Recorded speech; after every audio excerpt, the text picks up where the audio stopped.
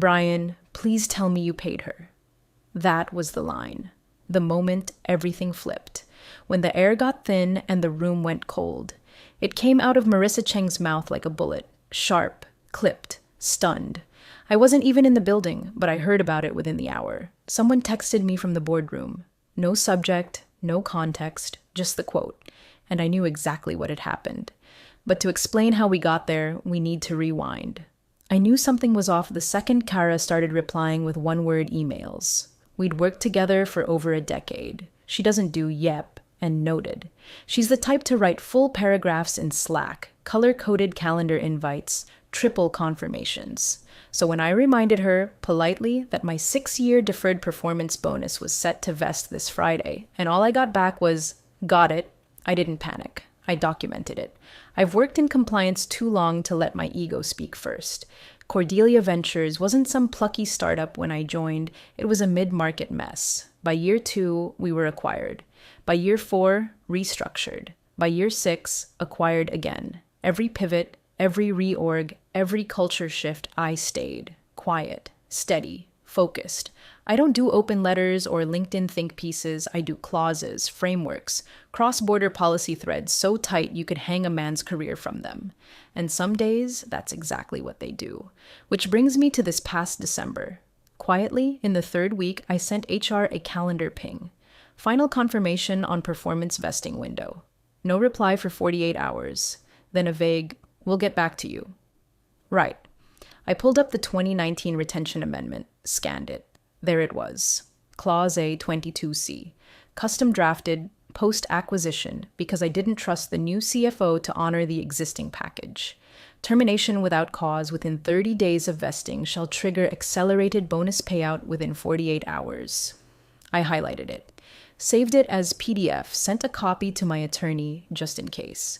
Hey, real quick before we keep going. If you're listening and you're into stories like this, take a second to hit the like button and subscribe. It keeps these stories coming, and it honestly means a lot to the team behind the scenes. Most people don't realize how much it helps. All right, back to it. Now here's the thing about long-term service in a high-flux company. People forget you're still there. You stop being shiny. You're not the new hire or the rising star. You're just institutional. That makes you invisible, and that's fine, until you're inconvenient. Thursday morning, I walked into the office early. The air was still, coffee stale, conference room lights off. Kara's assistant stopped me before I even reached my desk. "Hey, can you pop into 3B for a quick chat?" Her voice was tight. I nodded. Room 3B had 3 people already seated. Kara, Brian, the new COO, and some HR woman I'd seen maybe once. "Thanks for coming in," Kara said, like she was offering me tea. "We just need to align on something real quick." Brian leaned forward, clasped his hands, did the empathetic executive lean. "We're restructuring ahead of the new fiscal year. Unfortunately, your position is being phased out." I blinked once. That was it. No incident, no performance review, no cause.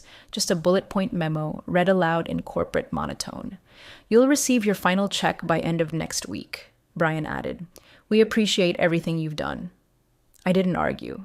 Didn't flinch. I took off my badge, set it on the table. Kara reached for it automatically, like muscle memory. Then I stood, smoothed my sleeve, and walked out of room 3B like it was any other Thursday. But in my inbox, waiting in drafts, was the email I'd pre-written 3 days ago. Subject line, Clause 22sec, notification of triggered provision. Attachments, retention agreement, internal correspondence, time-stamped notes, and a legal letter from counsel. I hit send from the parking lot. By the time Brian finished his protein bar and moved on to gutting the IT team, Marissa Cheng had opened the PDF during a finance committee meeting. The room, I later heard, went quiet, because Marissa remembered that clause. She remembered drafting it, with me, at the height of the post-merger chaos when they were trying to retain anyone with a functioning brain. She remembered signing it, and she remembered Brian, smug as ever, mocking legacy clause nonsense in front of the board 2 weeks ago. So she took off her glasses, looked across the table, and asked him flat out, "Brian, please tell me you paid her." He hadn't. The silence was louder than any answer. It started small. HR, usually chipper and fake busy around the holidays, suddenly became impossible to reach. Emails went from happy to help to let us circle back. Calls went unanswered. And Kara, who normally couldn't go 10 minutes without CCing half the floor on something, suddenly couldn't remember what day my bonus was set to vest. That's when I knew. I wasn't panicked. I wasn't even angry. I was disappointed. In the quiet, familiar kind of way that only comes when you realize people you've supported for over a decade think you're too polite to protect yourself. Mid-December, I sent a reminder. Just a small nudge. Hi there, just flagging that my deferred comp milestone is scheduled to vest on January 12th. Please confirm final processing date so I can plan tax-wise. Thanks. HR replied 3 days later. We're reviewing final comp schedules and will confirm shortly. That's it. Not even a smiley face, not even a thanks for all you do, which they normally throw around like confetti on fire drills. I checked the timestamp. Friday, 4:52 p.m., that late afternoon hour where corporate sends the emails they hope no one notices. I didn't respond. Instead, I opened the file cabinet in my home office, third drawer, red tab, retention agreements. I had a copy of everything, not the PDF.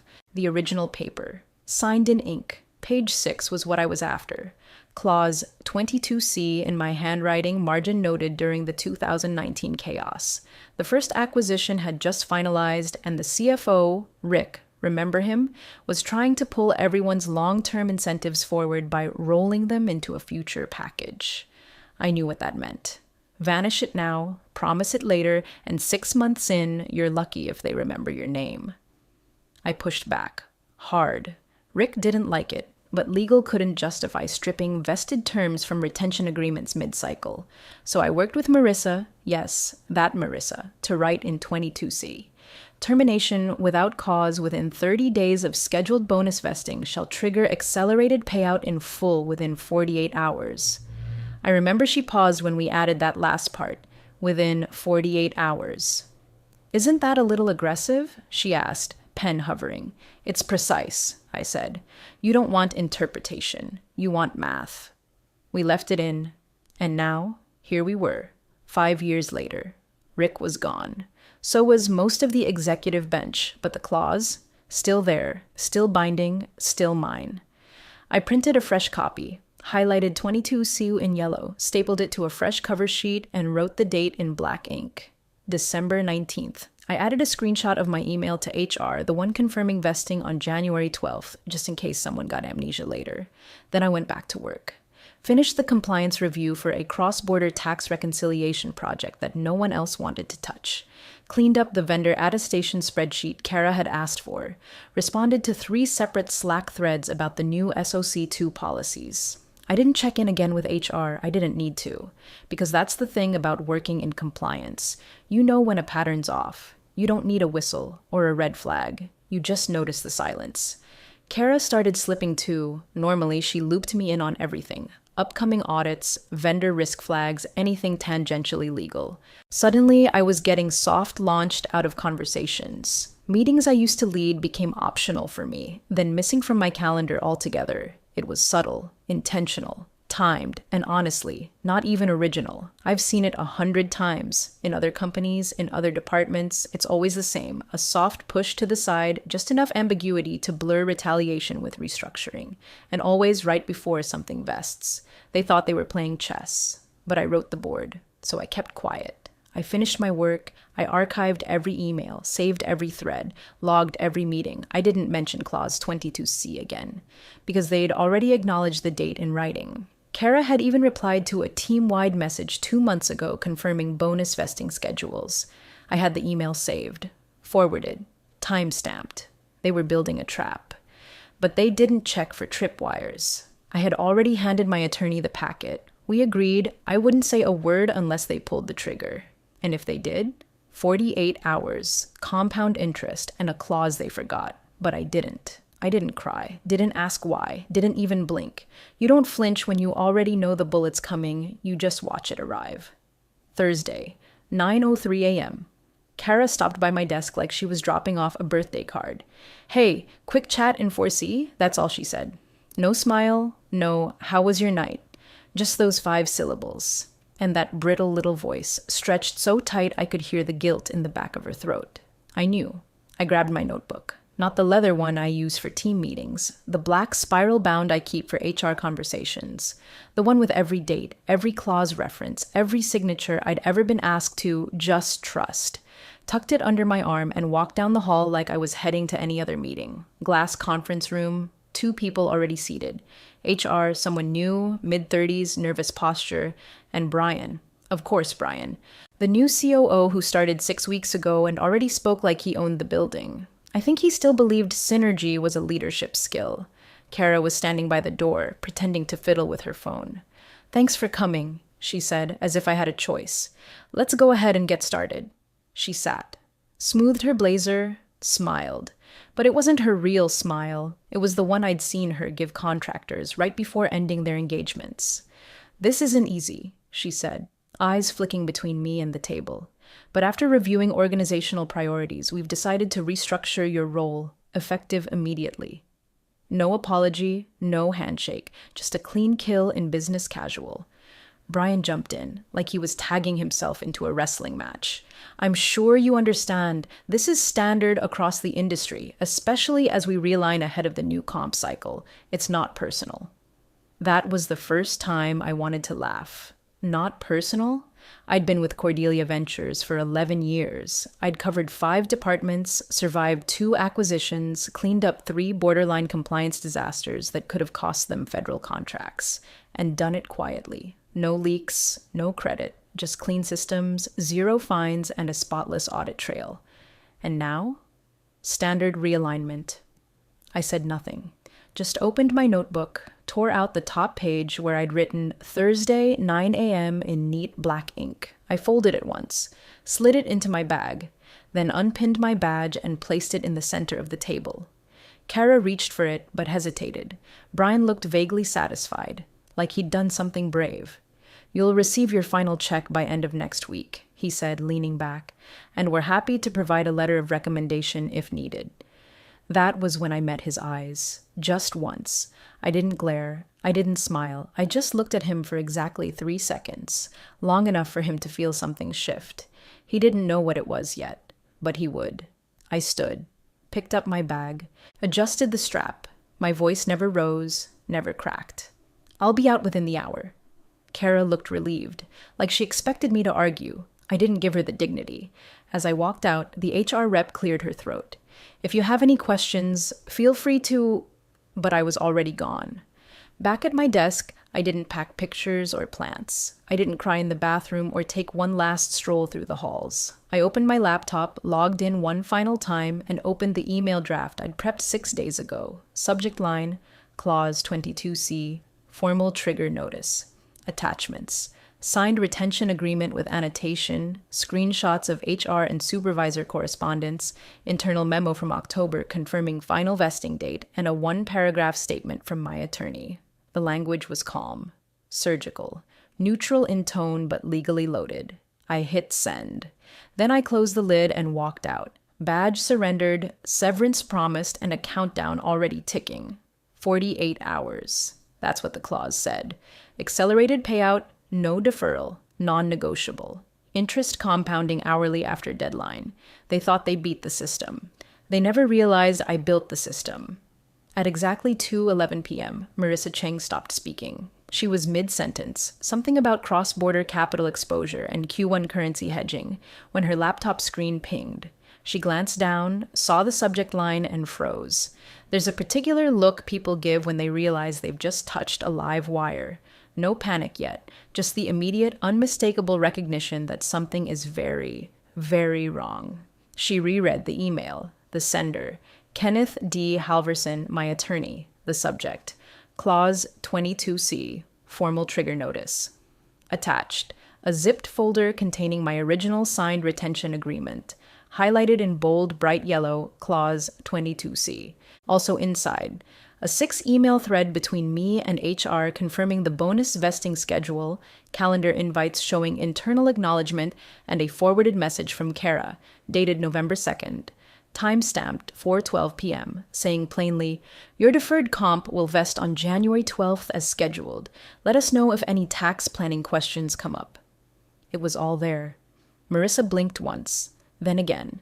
She said nothing. She just clicked to expand the PDF, zoomed in on the clause. Termination without cause within 30 days of scheduled bonus vesting shall trigger accelerated payout in full within 48 hours. She read it again. Then she took off her glasses. In the silence that followed, no one else in the room moved. One of the junior analysts shifted in his chair, thinking she'd lost her place in the deck. Another board member cleared his throat, gently, like maybe she'd frozen up from too much data. But Marissa wasn't stuck. She was recalculating the future of Cordelia Ventures in real time, because she remembered that clause. She remembered how I'd insisted on it back in 2019, post-acquisition, when half the legacy team was walking out and legal was scrambling to patch the dam. I wasn't the loudest back then either.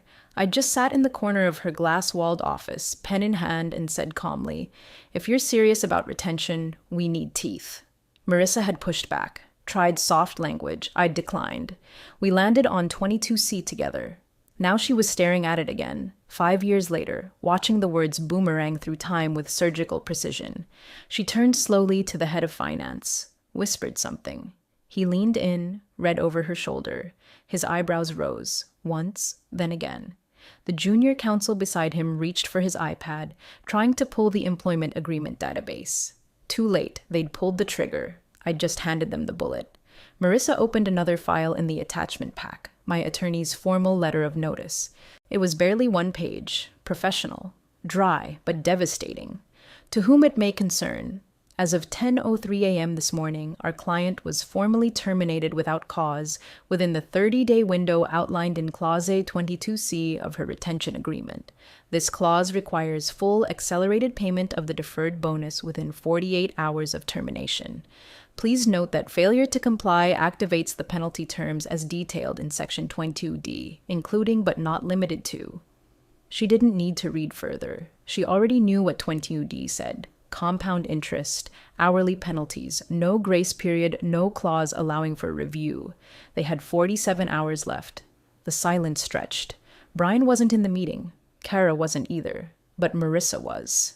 And Marissa understood what this meant. Not just the money, though $4.1 million plus interest was a gut punch, but the precedent, the optics, the shareholder implications if it leaked that a long-tenured executive had been quietly let go a day before vesting and the company had violated their own agreement in doing so. The legal team scrambled. Someone asked if the clause had been superseded in a later amendment. Another pulled up the HRIS database looking for a conflicting entry, but there was nothing. It was clean. Signed, still valid, and worse, acknowledged in writing recently, multiple times. Kara's email was a stake through the heart. The time, the phrasing, the casual as scheduled, it removed every possible defense. There was no plausible deniability, no ambiguity. They hadn't forgotten Clause 22C. They'd just failed to read the fine print on the grenade they'd just pulled the pin on. Marissa slid her laptop forward and said quietly to the person beside her, "Who signed the termination letter?" Silence. Then someone answered, "Brian did, this morning." Marissa's jaw flexed. Not dramatically, just once. A single visible calculation behind the eyes. And then, in that same steady voice she used during litigation calls, she asked the only question that mattered. Did he know? Nobody answered, because they all knew he didn't. And now it was 2:13 p.m. The 48-hour clock was already ticking. They didn't walk. They ran. The second that email landed in Marissa's inbox, the panic audit began. Every white-shoed associate and in-house paralegal suddenly became an archaeologist, digging through a half-decade of contracts like they were trying to exhume a legal loophole from the dead. It was almost funny if you weren't inside the blast radius. Marissa locked down a war room. Internal legal pulled every retention package issued since 2019. They were desperate to find an override clause, a renegotiated version, anything, a comma, a clause, a half-signed amendment that could invalidate what I'd just triggered. But Clause 22C wasn't a template. It wasn't a line in a boilerplate compensation appendix that could be hand-waved away with a company policy update. It was custom, specific, manually inserted, and worst of all for them, physically initialed by Marissa herself. There was a version of the file with her handwritten notes still scanned into the archive. Her legal team found it at 3:42 p.m., buried under the Retention Legacy Tier 1 folder.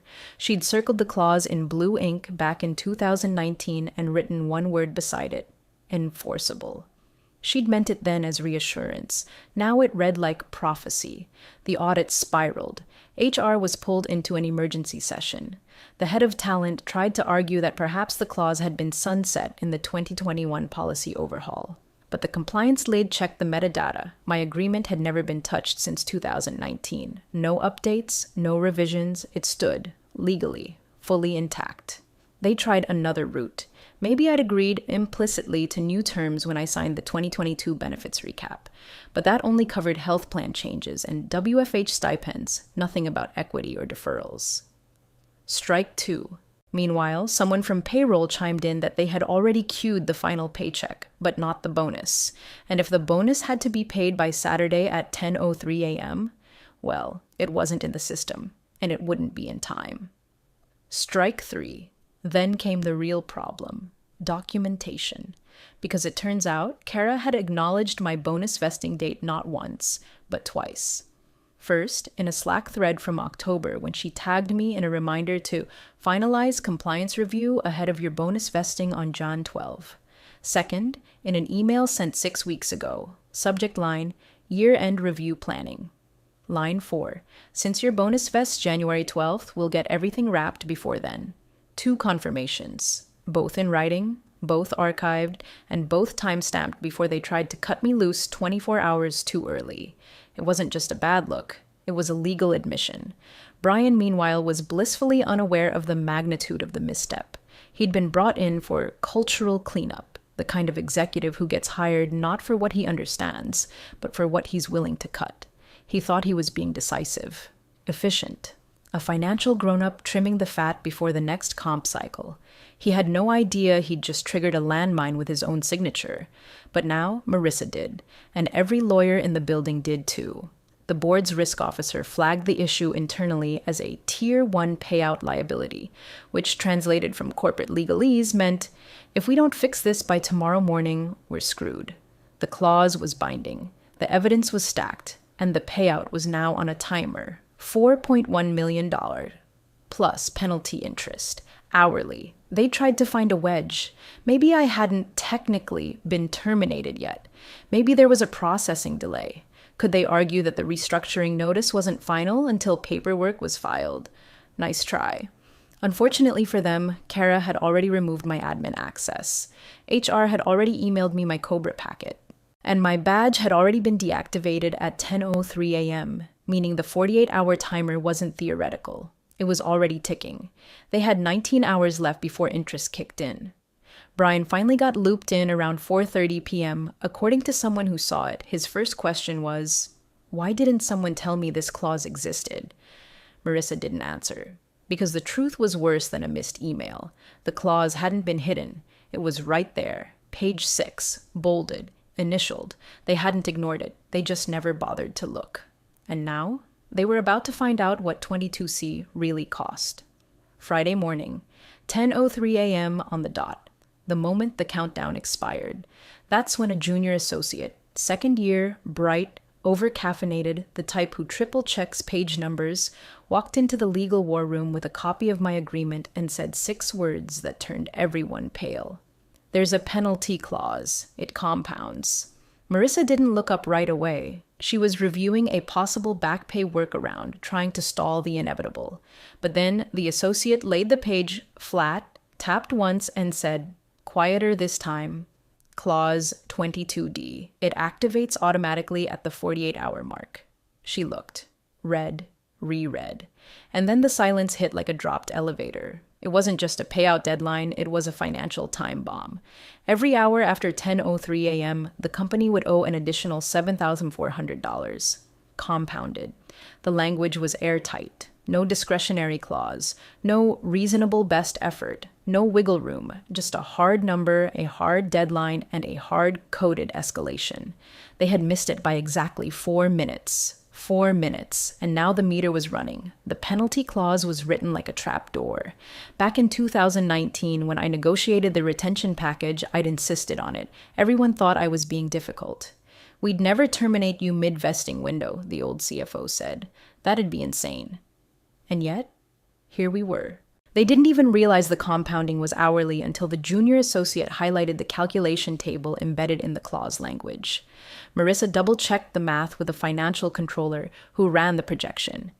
If unpaid by end of day, $6,600 in additional liability. By Monday morning, $222,800 by the end of next week, north of $500,000.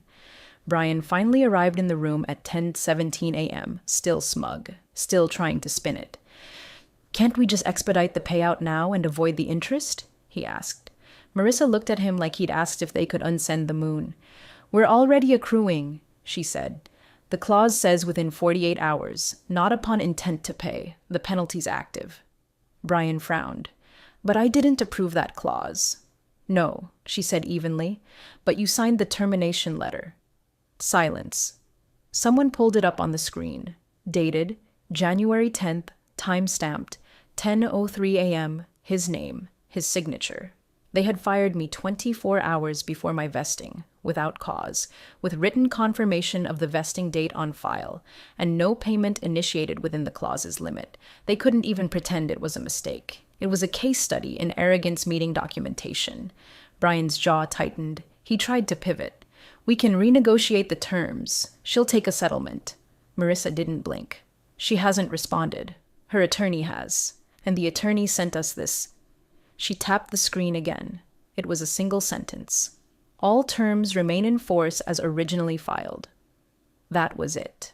No offer, no waiver, no invitation to discuss, because I didn't need to negotiate. I'd already won. Across the table, the controller added a new column to the liability tracker, live interest. They projected forward by the hour, watching the number tick up like a stock ticker from hell.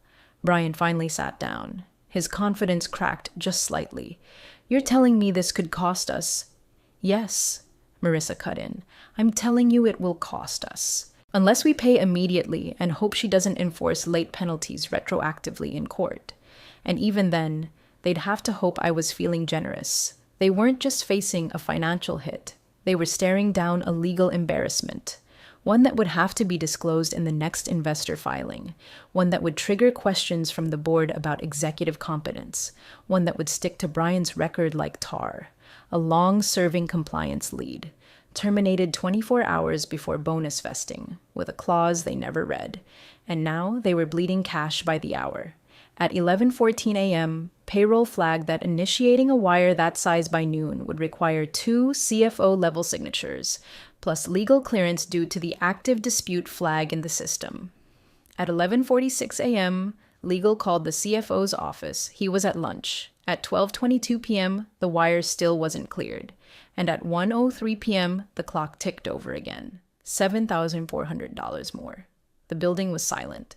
But the penalty, it was screaming.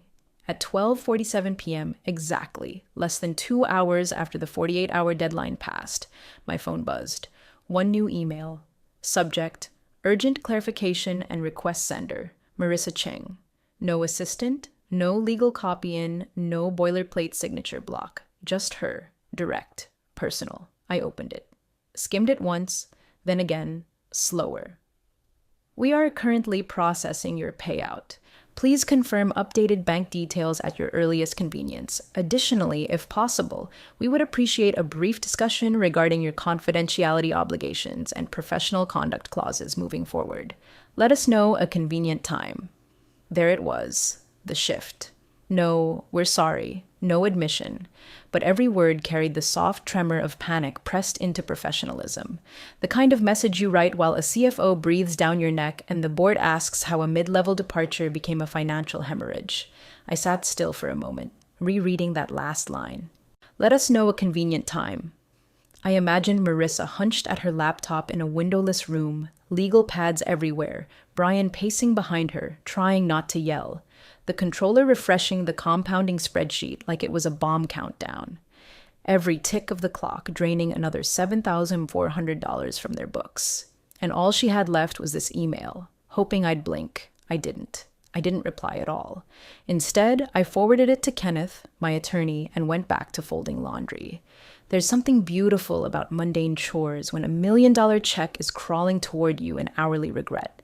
At 1:12 p.m., Kenneth responded on my behalf. To Marissa Cheng, subject. Urgent clarification and request body. All terms remain in force as originally filed. Nothing else. No warm regards. No call to discuss. No opening for negotiation. Because there wasn't one. They had triggered the clause. They had missed the window. They had compounded their mistake with delay and denial. Now the terms weren't just enforceable. They were alive, devouring interest, hour by hour. And I wasn't interested in giving them an exit ramp. They thought I'd play ball, that I'd be too polite, too loyal, too professional to push the knife in, that I'd want to talk, to smooth it over, to preserve the relationship. But relationships built on betrayal don't need preservation. They need documentation. And mine was bulletproof. From my living room window, I could see the sun falling behind the trees. I brewed coffee, let the cat stretch across the windowsill. Then I opened my laptop again, not for Marissa's benefit, but to start an email to the financial planner I'd been quietly working with for months. Subject: updated liquidity event, need next steps. Attached: my original compensation agreement and the compounding chart Kenneth had built for court prep, just in case. Because at this point, it wasn't about the bonus anymore. It was about what they thought they could get away with. That I wouldn't notice, that I wouldn't have receipts, that a woman in compliance, quiet, thorough, invisible, would never have the backbone to hold $1 million line. They were wrong. And the best part? They were paying hour by hour for the privilege of learning that. Monday morning, 8:03 a.m., the doors to the 11th floor boardroom shut with a finality that said this wasn't a meeting. It was a reckoning. 3 chairs sat empty, not by accident. The investors from Ultra Capital and Rowley Group had pulled out of the call late Sunday night. No explanation, no excuses. Just calendar cancellations and one-line responses. We'll revisit after internal review. Translation: they smelled blood and didn't want their names on the mess. Inside the room, the air was already stale with dread. Kara sat stiffly at the end of the table, her hands folded too neatly, her mouth drawn tight. Brian leaned forward in his seat, clearly still clinging to the illusion that a strong voice and a PowerPoint might somehow fix this. His slide deck was titled Operational Realignment and Compensation Optimization. What he didn't know was that nobody cared about his slides anymore. Marissa arrived late, not flustered, not apologetic, just cold. She stepped inside with her coat still half on, holding a stapled document in one hand and her reading glasses in the other. Her heels clicked once, twice on the hardwood before she stopped just behind the empty chair she usually occupied. She didn't sit. She dropped the printed copy of my agreement onto the table. Hard, right in front of Brian. The sound echoed. Her voice was calm, flat, and loud enough that no one could pretend not to hear. Please tell me you paid her. Silence. Brian blinked. Looked to Kara, then back to Marissa. His mouth opened slightly, then closed. The most honest expression he'd worn since he arrived at Cordelia.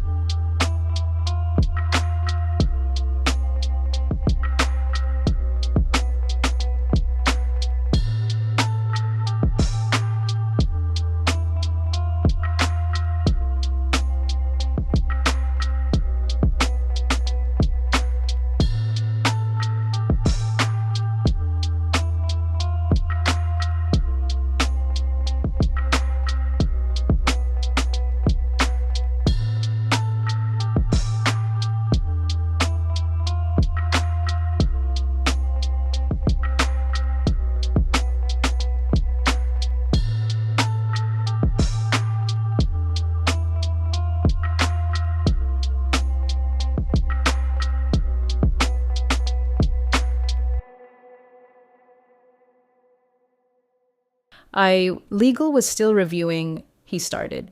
She hit the 48-hour mark on Friday morning, Marissa interrupted. As of this moment, we've accrued over $130,000 in penalty interest, and that's before we calculate reputational exposure or litigation fees. A rustle moved through the room like a shift in barometric pressure. One of the independent board members, a woman from Apex Group, cleared her throat. We were under the impression that executive off-cycle terminations were reviewed with legal before approval. Was that not followed? Another chimed in. Why was a retention clause this significant overlooked? No one spoke.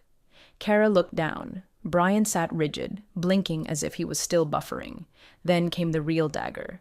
Someone from compliance, not even senior level, pulled up a memo on the shared screen. Title: Avoidable Financial Exposure Due to Mishandling of Legacy Retention Agreement. Employee ID $761. Redacted in parts, but not the summary. $4.1 million bonus, $133,200 in accrued interest as of 8 a.m. Potential litigation damages pending beneath that, a line in bold, cause, failure to review existing agreement, clause 22C, prior to non-cause termination. Brian finally broke the silence, though it was more of a sputter. There was no bad faith. It was a timing issue. Marissa set her glasses down on the table. Then, for the first time, she raised her voice, just slightly. No, Brian, it was negligence. You signed the termination letter. You didn't read the agreement. And now we're hemorrhaging funds we can't explain to our investors. That was when Kara stood up, maybe hoping to defend him, or herself, or both, but she never got the chance. One of the board members held up a hand. We're tabling discussion on all Q1 initiatives until this is resolved, effective immediately. Legal will initiate a full process review, and I'd recommend you both prepare a written statement. The implication was clear. You're not getting out of this clean. Marissa still hadn't sat down. She simply turned the agreement over, pointing at the signature line. My initials, right next to the clause, and your signature on the termination letter. The timestamps don't lie. Brian said nothing. Because what could he say? He had tried to play executioner without reading the terms. And now, with every tick of the clock, the company was paying the price for his oversight. The memo on screen refreshed. The interest line updated, $140,600. The meeting moved on, but no one looked at the deck Brian had prepared. Not once. Because this wasn't about operational realignment anymore. This was about accountability, and his name was on every page that mattered. The wire hit my account Friday at 4:11 p.m. No call. No email. Just a sterile notification from my bank and a legal PDF attached to a curt note from their external counsel. Per agreement, full payment enclosed, including interest accrued through 1/18. No apology. No breakdown. No, we've learned from this. Just a number, 8 digits, followed by a clause reference and a signature. That's the language they finally understood. Payment. They'd tried to bluff their way around it. Delay, distract, spin it internally as a contractual gray area. But money doesn't lie. And contracts, when written properly, don't forget. You can ignore a person. You can talk around a decision. But you can't talk over a clause that's been signed, time-stamped, archived, and notarized. They knew that now. The settlement didn't come with an NDA that had been part of the negotiation. They tried, of course. But Kenneth sent them a 3-word reply that sealed it. Clause already governs. Meaning everything was already locked down. No need for new terms, no gag orders, no backroom revisions. I didn't need to say a word. The agreement spoke louder than I ever could. By Monday, Cordelia Ventures posted a bland internal announcement. As part of our strategic evolution, we're realigning several leadership roles to better position the firm for sustainable growth. Translation: someone had to fall on the sword.